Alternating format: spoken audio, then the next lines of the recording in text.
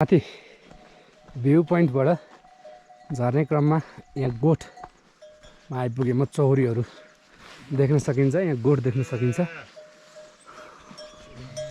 दाइ यो चाहिँ चौरी गोठ है यो तपाईँकै गोठ हो दाइ है कतिवटा जति चौरी पाल्नु भएको छ यहाँ अहिले 28-30 वटा यसले चाहिँ हान्छ हेर्दैछ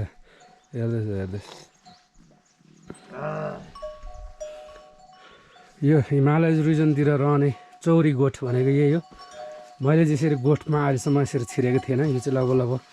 फर्स्ट टाइम यो पालि चाहिँ मैले 2-4 वटा गोठ हेरेँ भित्र के रहेछ गोठभित्र यसो हेरौँ है त अँध्यारो छ यहाँ आगो बलिरहेको छ खानेकुराहरू माथि सुत्ने ठाउँ यहाँ छ डोकोसोको रेनकोटहरू सबै कुरा रहेछ यहाँ पानीको व्यवस्थापन भनेपछि यो गोठ चाहिँ दाइ तपाईँको सरिरहेको छ 2-3 महिना एक ठाउँ बस्यो अनि के कारणले सर्ने चाहिँ चरनको कारणले कि यो घाँस पुग्दैन त्यो भएर कुदाइराख्नु पर्यो नि तपाईँको चाहिँ मेन चाहिँ माथिको हो तपाईँको शुभ नाम के हो टेम्बा शेर्पा ए तपाईँ यहीँको स्थानीय वासी है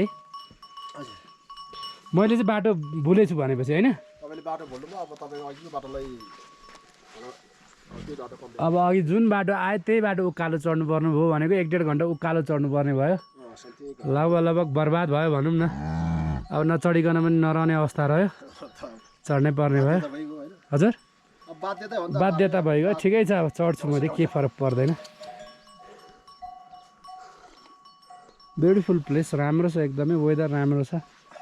अब लाइफ चाहिँ यहाँको अलिकति डिफिकल्टै प्रब्लमै छ होला जस्तो लाग्छ यस्तो ठाउँमा होइन तर पनि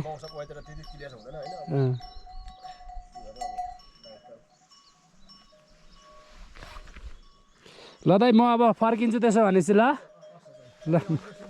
अहिलेकै बाटो नि ल दाइ धन्यवाद पानी सानी खाइयो है ल